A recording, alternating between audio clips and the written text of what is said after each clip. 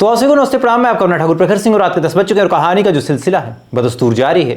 पिछले कई दिनों से एक खबर लगातार अलग अलग न्यूज़ चैनल के माध्यम से और हमारे जैसे लोग जो कहानियां सुनाते हैं उनके माध्यम से आपके कानों में पड़ रही है। उस कहानी को लेकर अलग अलग पहलू हैं, अलग अलग लोग अलग अलग तरह की विचारधारा में बटे हुए हैं। किसी के हिसाब से अब इंसाफ होके रहेगा, कुछ लोग ऐसे हैं जिनके हिसाब से इंसाफ इस देश में न कभी हुआ है न कभी होगा। तमाम लोग जांच पड़ताल पे नजर गड़ाए बैठे हैं कि क्या होता है क्या नहीं होता, चूंकि मामला एक धर्मस्थल से भी जुड़ा हुआ है। साथ ही लोगों के साथ कितना गलत हुआ, कितने लोगों के बारे में जानकारी ही नहीं हो पाई कि आज तक वो गए कहाँ। न जाने कितनी लड़कियों की ज़िंदगी बर्बाद कर दी गई, न जाने कितनी लड़कियों की इज्जत लूट ली गई और जो तमाम आप जघन्य चीज़ें सोच सकते हैं धर्मस्थला के आसपास वो तमाम चीज़ें हुई। अलग अलग पहलू हैं। 99.98% लोग ये मानने को तैयार है और मान बैठे हैं कि वहाँ बहुत कुछ गलत हुआ है, बस शासन प्रशासन और पैसे वालों की वजह से इंसाफ हो नहीं पाया। अलग अलग रोज़ कहानियाँ निकल के सामने आती हैं।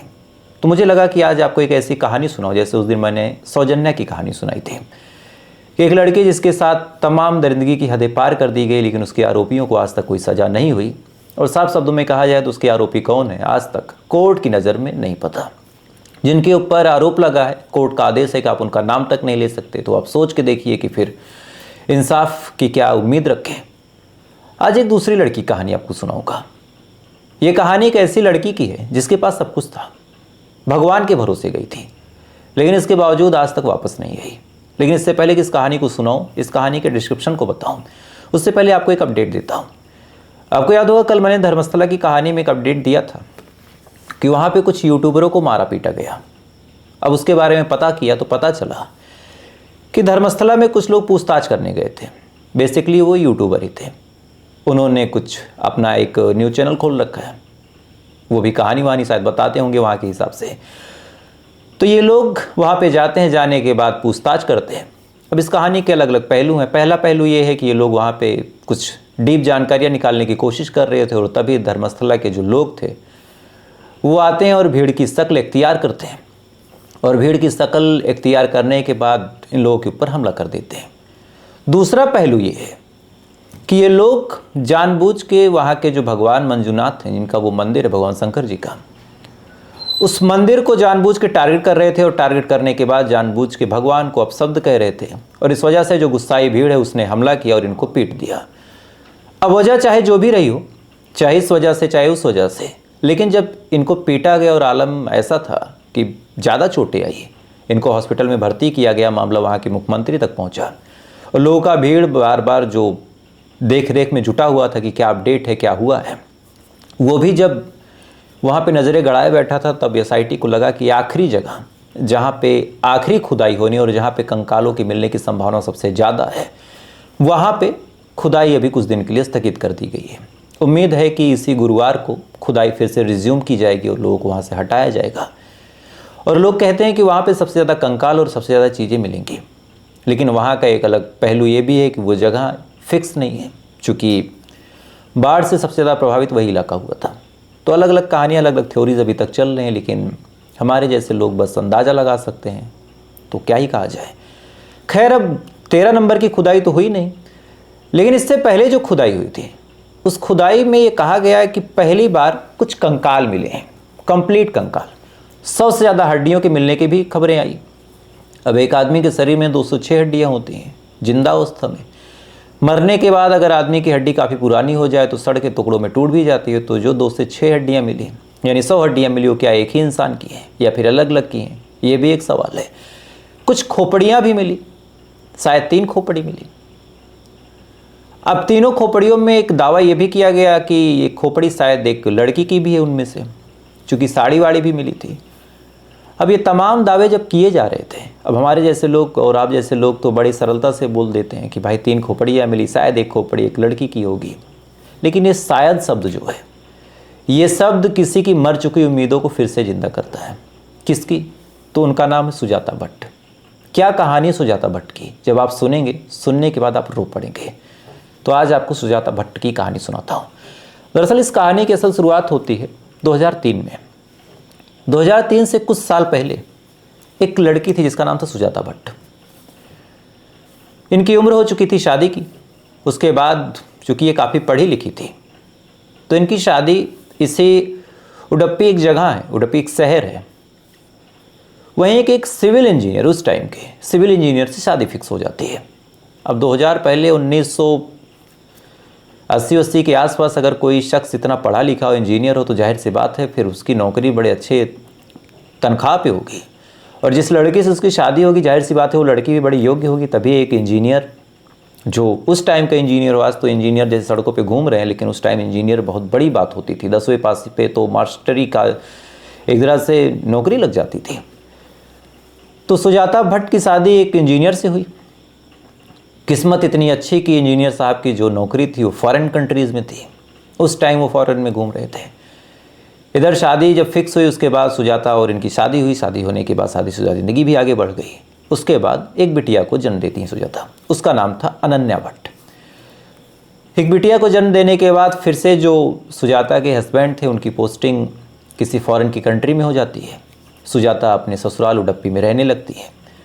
उसके बाद धीरे धीरे वक्त आगे बढ़ा, बिटिया बड़ी हुई। जो पिता था वो फॉरेन कंट्रीज़ में अपनी सर्विसेज देता रहा, लेकिन कहते हैं कि फिर वक्त जब आगे बढ़ा तो जो पति था उसका जो झुकाव था वो विदेशी लड़कियों के प्रति हो गया। उसके बाद सुजाता का पति सुजाता को छोड़ देता है। अब गोद में एक कुछ साल की बच्ची, उस टाइम रोज़गार और महिलाओं के लिए खासकर रोज़गार तो पॉसिबल ही नहीं था। 2000 के पहले आप खुद ही सोचिए क्या अंदाज़ा लगा सकते हैं। महिला मतलब निरीह, अबला, वो तमाम शब्द जो आज हम लोग यूज करते हैं उस टाइम असल में था। लेकिन इसके बावजूद उस टाइम में सुजाता ने ये सोच रखा था कि मैं अपनी बच्ची को पालूंगी। उसके बाद सुजाता अपनी बच्ची को पालने के लिए 2 नौकरियां करती हैं, एक तो दिन में और एक रात में। शाम को कुछ घंटे का आराम बस। दिन भर नौकरी करती, रात भर नौकरी करती, उससे जो चंद पैसे मिलते उससे अपनी बच्ची का खर्च चलाती। एक उम्मीद थी कि बच्ची अगर पढ़ लिख लेगी, कुछ बन जाएगी तो शायद ज़िंदगी आसान। उसके बाद फिर बच्ची भी पढ़ने में अपने परिवार की स्थिति को समझती है और पढ़ने में काफ़ी तेज़ निकलती है। हाई स्कूल उसने बड़े अच्छे नंबर से पास किया। माँ की उम्मीदें बढ़ी, उसने मेहनत और दुगनी की। 12th भी उसने बड़े अच्छे से पास किया। माँ और खुश हुई कि शायद परिवार में कुछ अब अच्छा हो जाए। उसके बाद माँ ने कहा साल 2003 में कि बेटा तुम नीट का एग्ज़ाम दे दो, क्योंकि उसी से अच्छा कॉलेज मिलेगा। बिटिया बायो से थी। उसके बाद नीट का एग्ज़ाम अनन्या देती है। आप सोच के देखिए कि आज भी लड़कियों को पढ़ने नहीं दिया जाता। सुजाता अपने दम पे अपनी बिटिया को 2003 में नीट की तैयारी करवा रही थी। इसके बाद अनन्या नीट की तैयारी करती हैं, एग्ज़ाम देती हैं। साल 2003 में इनका नीट क्वालिफाई हो जाता है और गवर्नमेंट कॉलेज मिल जाता है। वहीं बगल एक कॉलेज है मणिपाल मेडिकल कॉलेज। अब मणिपाल मेडिकल कॉलेज में इनका दाखिला हुआ। बिल्कुल खुश कि चलो ज़िंदगी सफल हुई, भगवान की कृपा से अब ये डॉक्टर बन जाएंगे, क्योंकि मेडिकल कॉलेज में पढ़ना अपने आप में बहुत बड़ी बात होती है। जो लोग तैयारी करते हैं उनको पता होगा। अब मेडिकल कॉलेज में नाम लिखवा दिया गया। उसके बाद ये चली गई। जो कुछ फीस के पैसे थे माँ ने जैसे तैसे करके इकट्ठे किए। इसी दौरान माँ की भी किस्मत चल पड़ी। एक भर्ती आई थी सीबीआई में, वही सीबीआई जो पूरे भारत में घूम के जांच पड़ताल करती है और जांच एजेंसी में सबसे आला दर्जे का एक मुकाम हासिल है। इसी सीबीआई ऑफिस में एक स्टेनोग्राफर की जॉब खाली थी। सुजाता भट्ट ने अप्लाई किया। किस्मत सही थी, पढ़ने लिखने में ये तेज़ थी, नॉलेज था, इनको मिल जाती है जॉब इनको। सुजाता भट्ट को ये जॉब मिली। जॉब मिलने के बाद जो भी सैलरी मिलती है उसको अपनी बिटिया को भेजती, हॉस्टल की फ़ीस, ये तमाम चीज़ें। बिटिया फर्स्ट ईयर में दाखिला ले लेती है, उसके बाद पढ़ने लगती है। लेकिन इसी दौरान मणिपाल चूँकि बगल में ही है, तो फिर दिमाग में ख्याल आया कि क्यों ना भगवान ने इतना सब कुछ दिया, गरीबी से उठाया, अब किस्मत सही चल रही, मैं डॉक्टर बन जाऊंगी, चलो धर्मस्थला चलते हैं और वहाँ पे प्रभु के दर्शन करते हैं। और भी सहेलियाँ थी। सबने कहा कि भाई हाँ ठीक है। पहली बात तो सारी लड़कियाँ जब 12th के बाद घर से निकलती हैं, नई नई दुनिया देखने की कोशिश करती हैं, खुद को एक्सप्लोर करती हैं। तो अनन्या अपने 2-3 सहेलियों के साथ 2003 में धर्मस्थला आती है घूमने के लिए। 3 लड़कियाँ मंदिर में पहुंचती हैं, दर्शन करती हैं भगवान मंजूनाथ के। उसके बाद इन लड़कियों का प्लान था कि हम लोग वापस आएंगे जहां ये लोग रुके थे, यानी जो इनका होम स्टे था, वहां पे नए नए कपड़े पहनेंगे। उसके बाद फिर इस जगह को एक्सप्लोर करेंगे, घूमेंगे। तीनों लड़कियां आती हैं, आने के बाद दर्शन करती हैं। दर्शन करने के बाद 2 लड़कियां वहां से जाने लगती हैं और इससे कहती हैं चलो। लेकिन अंदर इतनी शांति थी या फिर क्या बात थी, किस्मत कहे। अनन्या कहती है कि तुम लोग जाओ, कपड़े चेंज करके आओ, मैं इन्हीं कपड़ों में घूम लूँगी और आओ, तब तक मैं यहीं बैठी हूँ। इसका लड़कियों को लगा ठीक है भाई, नहीं आना चाहती। लड़कियां वापस चली गई, कपड़े उपड़े चेंज किए, 1-2 घंटे बाद वापस आई। वापस आती हैं, उसके बाद जिस जगह पे अनन्या बैठी थी वहाँ पे जाती हैं, लेकिन वहाँ अनन्या मिलती नहीं। उसके बाद लड़कियाँ आवाज़ लगाती हैं, लेकिन कोई आवाज़ आई नहीं पलट के। फिर लड़कियाँ अब ढूंढना शुरू करती हैं। ढूंढते ढूंढते काफ़ी देर गुजर गई और अनन्या का पता चला नहीं।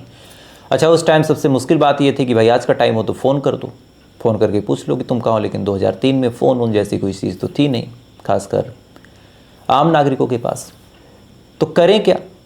आसपास जो लोकल श्रद्धालु थे उनसे भी पूछा कि भाई एक लड़की इस कपड़े में थी, क्या आपने देखा? उन्होंने मना कर दिया। उसके बाद ये लोग पूरी रात खोजते रहे और इसी बीच अगले दिन जब माँ हॉस्पिटल पहुँचती, यानी अपने जहाँ जॉब करती थी, तो वहाँ पे एक लैंडलाइन से फ़ोन आता है। फ़ोन करके ये लड़कियाँ तमाम चीज़ बताती हैं कि आंटी अनन्या मिल नहीं रही और कल रात से ही गायब है। ये चीज़ जब माँ सुनती है तो उसका कलेजा फट जाता है। वो कहती बेटा क्या हो गया? तो ये लोग बताते हैं पूरी कहानी कि कैसे वो कपड़े बदलने गए, अनन्या यहाँ रह गई और तब से नहीं मिल रही। माँ जैसी ये चीज़ सुनती है भाग के पहुँचती है उस जगह पे, बच्चियों से मिलती है। उसके बाद आसपास जो लोकल श्रद्धालु थे उनसे बातचीत, उनके साथ मिलके फिर अनन्या को खोजना शुरू किया गया। लेकिन 1-2 दिन गुजर गया और कुछ अता पता चला नहीं। किसी ने इसी बीच आइडिया दिया, आज तो हमारे पास बहुत सारे मेथड होते हैं, हम जान जाते हैं कि अब हमें क्या करना है। 2003 में जनता इतनी जागरूक नहीं थी, लेकिन चूंकि ये खुद सीबीआई ऑफिस में काम करती थी तो इनको पता था कि क्या करना है। तो ये अगले दिन पहुंच जाती हैं पुलिस स्टेशन।